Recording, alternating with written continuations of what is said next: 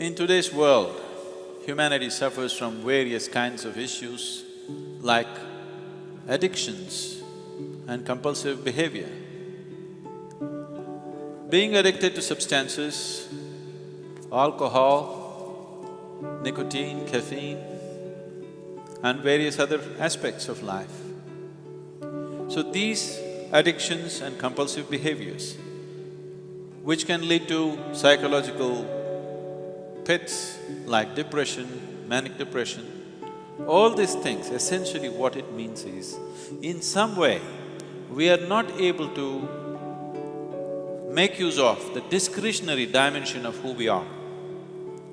To be human essentially means this, that though we have our instincts, though we have our needs, a human being is capable of employing his discretionary mind in such a way that he can go beyond his needs, he can go beyond his compulsive behavior.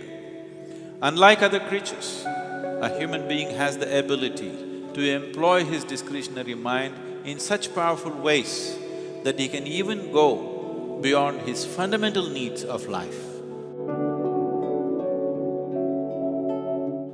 A certain scientist in United States was working on the impact of cannabis on human consciousness.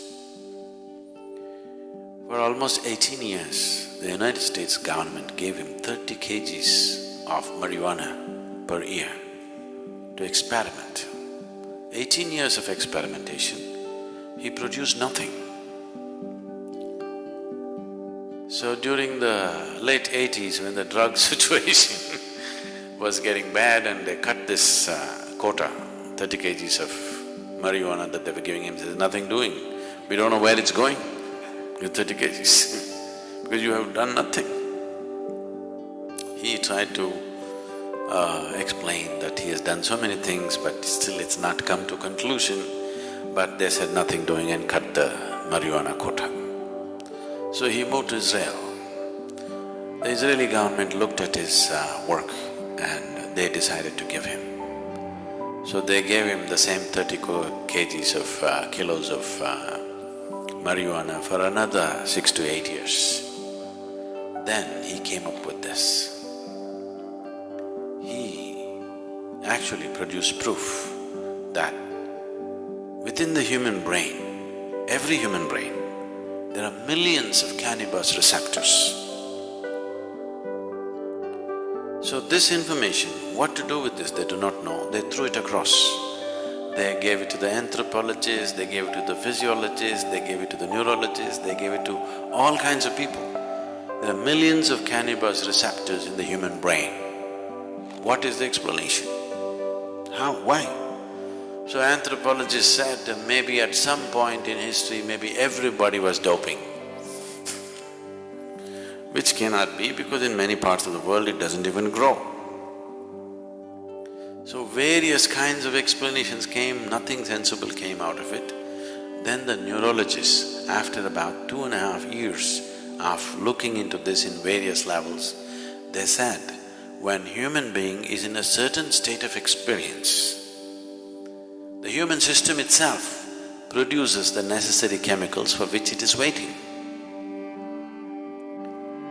So, these millions of cannabis receptors are waiting for you to produce it. Those who could not produce it, they try to put it from outside and damage the system. Look at me, I'm always blissed out. Look into my eyes and see I'm stoned. Never been on a substance, but always stoned. Because the very system does this. So, in India, there's been enormous, in the yogic systems, there's enormous focus on the pineal gland, you know? You know the pineal gland? For a long time, the modern medicine almost ignored it. They said, there are so many things in this body which we are not bothered about, it's because it's not concerned about day-to-day health situations. Today, the maximum that they have come to is, they are beginning to say the secretions of the pineal gland, if they're on, if they're active, there will be no mood swings in you. That's not the point. There is a whole system of yoga to activate the pineal gland. If you activate this and if it generates sufficient amount of secretion, you will be ecstatic every moment of your life. Simply every cell in your body will be bursting all the time. Now when you're like this, if you eat, if you don't eat, if you sleep, if you don't sleep, nothing matters because you're blissed out. In this state, everything is effortless. Just doesn't matter. You can function at the best because you can effectively use your body and mind at its best. There's enough medical proof for this.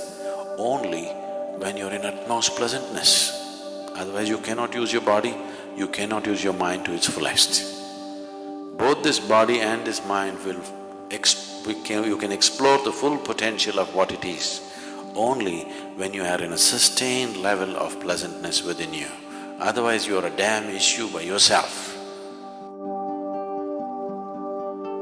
The whole system of yoga, or what we are calling today as inner engineering, is essentially about gaining the ability, having the ability to employ the discretionary dimension of who we are. Discretion means that we can conduct our life the way we want it, not the way we are compelled by the situations in which we exist or the chemistry of our body or other kinds of influences upon us. Going beyond our chemistry, going beyond our genetics, going beyond the situations in which we exist, a human being can still craft his own life the way he wants it. The basic process of inner engineering is to empower a human being to be able to employ his discretionary dimension in such a way that he can move his life to a dimension beyond his present level of existence.